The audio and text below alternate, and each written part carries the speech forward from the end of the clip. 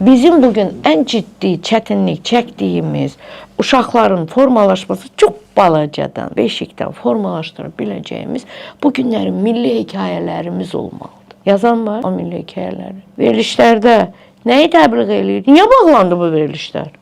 Açdıq tökdük. Mən o verilişlərdə oturanlardan idim zamanında. Mən hər dəfə səhnə arxasında sözümü deyirdim, dalaşırdım. Həmin o istər kişiyə, istər qadına orada ot püskürən ekspertlərdən az qalıb ki, əlbəyaxaya da çıxıb. Siz nə edirsiniz? Siz bu adamı niyə qoymusunuz ortalığa?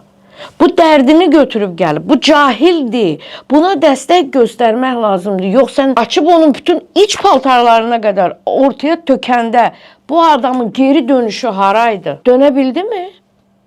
Dönmədi. Dönə bilməyəcəkdi də. O insanlar ümumiyyətlə proqramlara və ya dövlət qurumlarının qapısını gəlib döyməyə səbəbləri var. Onları düzgün formalaşdırmaq üçün hekayələr yoxdur. Milli hekayələr.